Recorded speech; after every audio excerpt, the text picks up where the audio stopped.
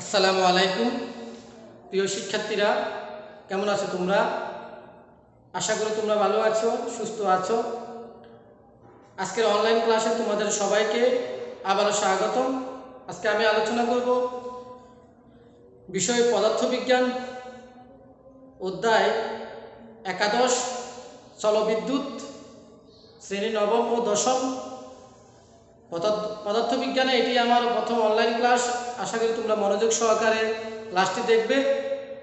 আজকে আমি স্থলবিদ্যুতের প্রয়োজনীয় সূত্রাবলী নিয়ে আলোচনা করব এবং প্রতীকের পরিচয় একক সম্পর্কে জানব। প্রথম আমি যে সূত্রটি লিখেছি, EMF সমান W/Q। এখানে EMF সমান বুঝায় ইলেকট্রোমোটিভ ফোর্স বা তড়িৎ চালক শক্তি। তাহলে EMF দ্বারা বোঝাবে তড়িৎ চালক শক্তি, আর W দ্বারা বোঝাবে কাজ। কিউ দ্বারা বোঝাবে চার্জ বা আদান। এটা হচ্ছে প্রতীকের পরিচয়। এরপরে I সমান Q/T। I হচ্ছে তড়িৎ প্রবাহ বা বিদ্যুৎ প্রবাহ, কিউ হচ্ছে চার্জ, আমি একটু আগে লিখেছি, আর টি হচ্ছে সময়। I সমান V/R। I দ্বারা বোঝাবে তড়িৎ প্রবাহ অথবা বিদ্যুৎ প্রবাহ, V দ্বারা বোঝাবে বিভব পার্থক্য, R দ্বারা বোঝাবে রোধ। R সমান রো L/A। এটাকে বলা হবে রো, যদি পি এর মতো মনে হয়, কিন্তু এটা রো। এভাবে লিখলে হবে পি, আর এভাবে বলে রো। তাহলে R সমান রো L/A। রো বোঝাবে আপেক্ষিক রোধ, L বোঝাবে দৈর্ঘ্য, A বোঝাবে প্রস্থচ্ছেদের ক্ষেত্রফল, A বোঝাবে প্রস্থচ্ছেদের ক্ষেত্রফল। রো সমান RA/L। তাহলে রো সমান হচ্ছে RA/L। তাহলে এখানে রো দ্বারা কি বোঝায়? আপেক্ষিক রোধ। R দ্বারা বোঝাবে রোধ, A দ্বারা বোঝাবে প্রস্থচ্ছেদের ক্ষেত্রফল, L দ্বারা বোঝাবে দৈর্ঘ্য। এরপরে সূত্র হচ্ছে সিগমা। এটাকে বলবে সিগমা। সিগমা সমান 1/ρ। 1/ρ। রো হচ্ছে আপেক্ষিক রোধ। এরপর অত্যন্ত গুরুত্বপূর্ণ সূত্র, যেটা হচ্ছে যে শ্রেণীর তুল্য রোধ। শ্রেণীর তুল্য রোধ যদি বের করার জন্য বলে, শ্রেণীর তুল্য রোধ R এর সমান R1 plus R2 plus R3 plus dot dot plus RN। এই ডট ডট দ্বারা বোঝায় যদি শ্রেণী যদি আরো থাকে আরো যোগ হবে। তাহলে RS দ্বারা বোঝাবে সিরিজ বা শ্রেণী। সমান্তরালের তুল্য রোধ। সমান্তরালের তুল্য রোধ হচ্ছে 1/R3 সমান 1/R1 plus 1/R2 plus 1/R3 plus dot dot plus 1/RN। এই ডট ডট দ্বারা বোঝাবে যদি সমান্তরাল আরো থাকে আরো সমান্তরাল হবে। W সমান BQ। W সমান হচ্ছে BQ। P সমান হচ্ছে W/T। এখানে P দ্বারা বোঝাবে ক্ষমতা, P দ্বারা বোঝাবে ক্ষমতা। আবার P সমান BI। ক্ষমতা P সমান BI। আবার ক্ষমতা P সমান I²R। আবার ক্ষমতা P সমান V²R। তাহলে এখানে আমরা ক্ষমতা সূত্র পেয়েছি 4টা। তোমাদের মনে রাখতে হবে যে ক্ষমতা সূত্র হচ্ছে P সমান V/T, আবার ক্ষমতা P সমান হচ্ছে VI, আবার ক্ষমতা P সমান হচ্ছে I²R, আবার ক্ষমতা P সমান V²R। এখানে মানের উপর নির্ভর করবে আমরা কোন সূত্র প্রয়োগ করব। এরপরে আমরা একক সম্পর্কে জেনে নিই। মনে রাখবা ক্ষমতার একক। ক্ষমতার একক হচ্ছে ওয়াট। একে W দ্বারা প্রকাশ করে। ক্ষমতার একক হচ্ছে ওয়াট, W দ্বারা প্রকাশ করে। কাজের একক হচ্ছে জুল, যে দ্বারা প্রকাশ করে।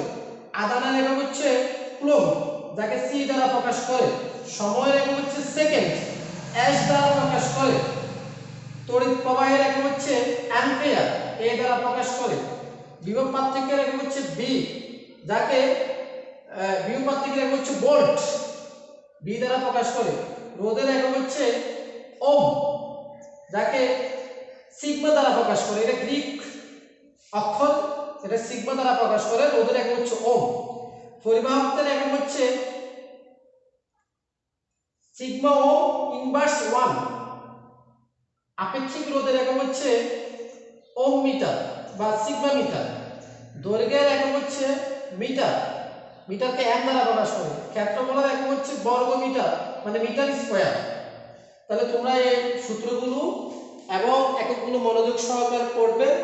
আধানের এবং প্রতীকের পরিচয় এটা তোমাদের জন্য অত্যন্ত গুরুত্বপূর্ণ।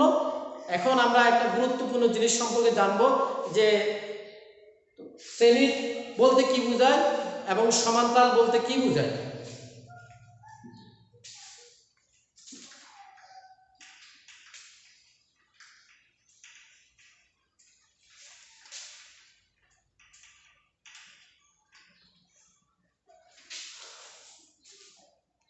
প্রিয় শিক্ষার্থীরা, মনে রাখবে যদি বিদ্যুৎ চলাচলের বা তড়িৎ প্রবাহ চলাচলের পথ যদি একটা হয়, রাস্তা যদি একটা হয়, তখন তাকে বলা হবে শ্রেণী বলা হবে। আমি আবার বলতেছি, বিদ্যুৎ চলাচলের রাস্তা যদি একটা হয় তাহলে তাকে বলা হবে শ্রেণী বলা হবে।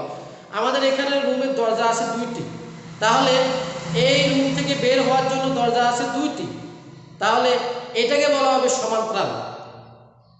যদি রুম থেকে বের হওয়ার জন্য পথ যদি একটা হতো, চলাচলের জন্য পথ যদি একটা হয়, তখন তাকে বলা হবে শ্রেণী। আর যদি আমাদের চলাচলের জন্য পথ যদি 2টা হয়, তখন তাকে বলা হবে সমান্তরাল। একইভাবে বিদ্যুৎ চলাচলের পথ যদি একটা হয়, তাকে বলা হবে শ্রেণী। আর বিদ্যুৎ চলাচলের রাস্তা যদি 2টা হয়, তখন তাকে বলা হবে সমান্তরাল। আমরা যদি বর্তনীর চিত্র এঁকে বুঝাই, এটা হচ্ছে ভোল্ট,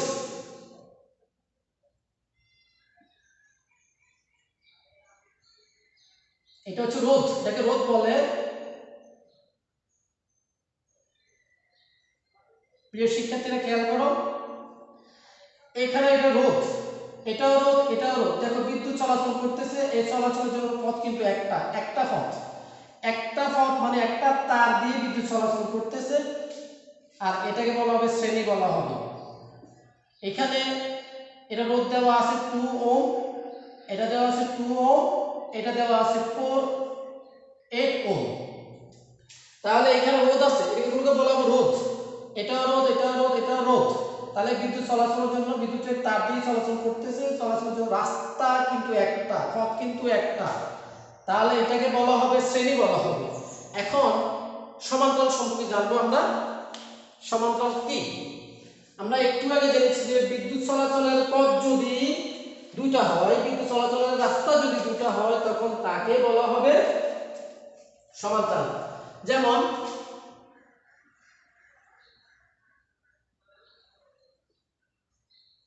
বিদ্যুতের পথ দিয়ে চলাচল করতেছে, একটা পথ দিয়ে চলাচল করতেছে, এখানে আসি বিদ্যুৎটা 2 ভাগে বিভক্ত হয়ে যাবে।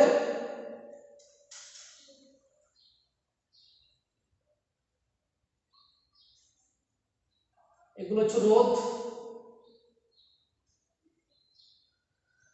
তাহলে এখান দিয়ে বিদ্যুৎ চলাচল করতেছে, বিদ্যুৎ এইভাবে চলাচল করতেছে, চলাচল করার পর এখানে আসি বিদ্যুৎটা এদিকে গেছে, এদিকে গেছে, 2 ভাগে বিভক্ত হয়ে গেছে। তাহলে এভাবে যদি বিদ্যুৎ চলাচলের রাস্তা যদি 2টা হয়ে যায়, তখন তাকে বলা হবে সমান্তরাল। দেখো এখানে আসে আবার একসাথে হয়ে গেছে, এই পয়েন্টে এসে একসাথে হয়ে গেছে, আবার একটা রাস্তা দিয়ে চলতেছে, তাহলে এটা হচ্ছে শ্রেণী।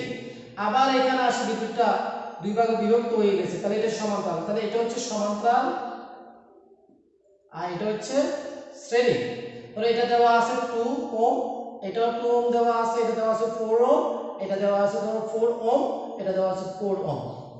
এখন যদি বলে যে আমাদের এই ফিগ 1, এটা হচ্ছে ফিগ 2, যদি বলে ফিগ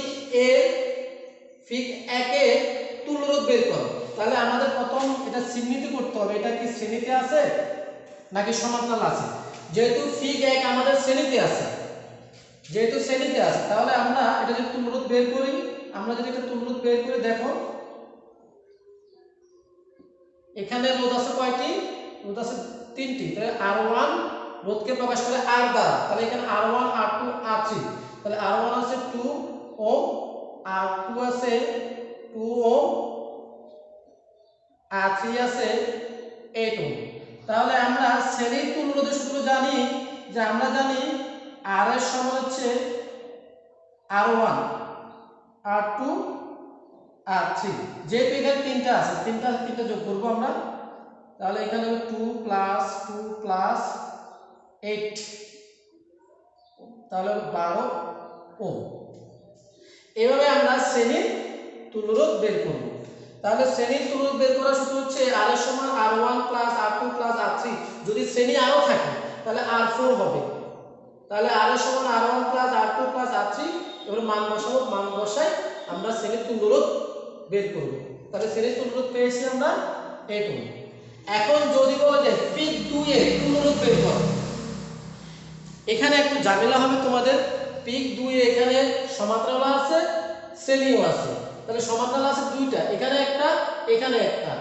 তাহলে প্রথমে আমরা এরকম সমস্যা যদি দেওয়া থাকে তাহলে আমরা প্রথমে সমান্তরালের তুল্যরোধ বের করব। প্রিয় শিক্ষার্থীরা আমি আবার বলতেছি, প্রথমে আমরা সমান্তরালের তুল্যরোধ বের করব। তাহলে এটা যদি ফিগ 2 এর আমরা যদি সমাধানটা করি, তাহলে এখানে প্রথমে লিখে ফেলবো যে এখানে এটাকে ধরবো R1 R2, R1 হচ্ছে 2 ওহম, R2 হচ্ছে 2 ওহম, এটা হচ্ছে R3, এটা হচ্ছে 4 ওহম, এটা হচ্ছে R4, এটা হচ্ছে 4 ওহম, এটা হচ্ছে R5, এটা হচ্ছে 4 ওহম। এখন দেখো এখানে এটা সমান্তরাল এটাও সমান্তরাল, তাহলে এখানে সমান্তরালের মধ্যে তুল্যরোধ আছে, রোধ আছে 2টি, এখানে একটা এখানে একটা, তাহলে লিখব যে R1 ও R2 সমান্তরালে যুক্ত, এদের তুল্যরোধ,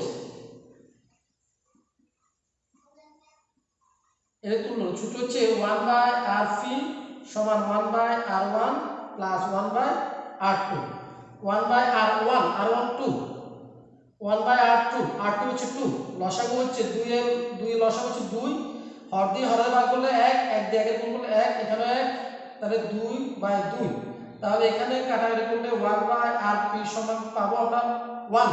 তাহলে ব্যস্তকরণ করলে, ব্যস্তকরণ মানে বিপরীতকরণ বা উল্টায় দিলে এখানে হবে Rp সমান হবে 1। তাহলে দেখো আমরা এটা তুল্যরোধ পেয়েছি, এটা তুল্যরোধ পেয়েছি 1, তাহলে এখন আর এটি সমান্তরালের না, এটা শ্রেণীতে চলে এসেছে, তাহলে এটা পেয়েছি আমরা 1।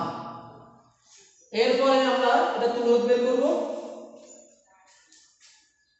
আবার এটা হচ্ছে R3 R4, এটা হচ্ছে R5, লিখব যে R4 R5 সমান্তরালে যুক্ত, সংযুক্ত লিখতে পারি আমরা, সংযুক্ত, এটা তুল্যরোধ।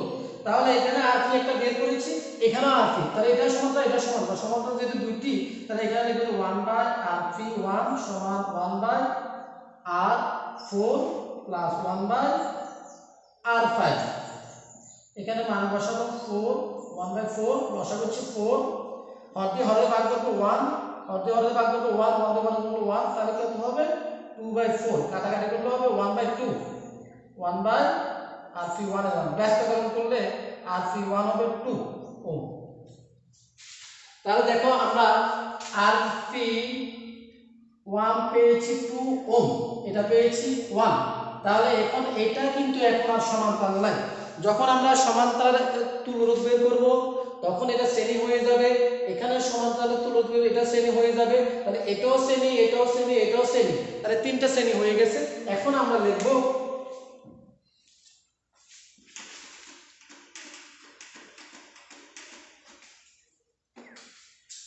যে Rp R3 ও Rp1 এর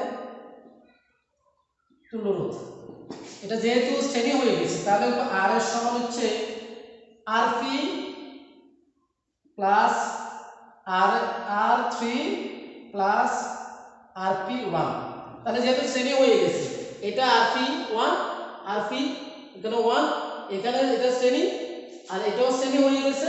তাহলে এই তিনটা যোগ করে ফেলবো। তাহলে 1 প্লাস 4 প্লাস 2 তাহলে 7। এবার তুলরোধ বের করব। আশা করি বুঝতে পেরেছো। আমি আবারও বলতেছি, যদি এরকম চিত্র দিয়ে প্রশ্ন আসে যে তুলরোধ বের করার জন্য, প্রথমে আমরা সমান্তরালে তুলরোধ বের করব। সমান্তরাল যতগুলো থাকে ততটির তুলরোধ বের করব। এটা সমান্তরাল, এটার তুলরোধ বের করেছি, এটাও সমান্তরাল, এটার তুলরোধ বের করেছি। সমান্তরালের তুলরোধের সূত্র দিয়ে আমাদের তুলরোধ বের করতে হবে। আর তুলরোধ বের হয়ে গেলে এটা হবে শ্রেণী, এটাও শ্রেণী, এটাও শ্রেণী। এখন তিনটা যোগ করে দিলে তুলরোধ বের হয়ে যাবে। আশা করি বুঝতে পেরেছো কিভাবে আমরা শ্রেণীর এবং সমান্তরালের তুলরোধ বের করব। আর আমরা কিভাবে বুঝবো একটা শ্রেণীতে আছে নাকি সমান্তরাল আছে। তো প্রিয় শিক্ষার্থীরা, তোমাদের জন্য আগামী ক্লাসে আমি আবারও গাণিতিক সমস্যা নিয়ে হাজির হব। আজকের জন্য এখানে বিদায় নিলাম। সবাই ভালো থেকো, সুস্থ থেকো।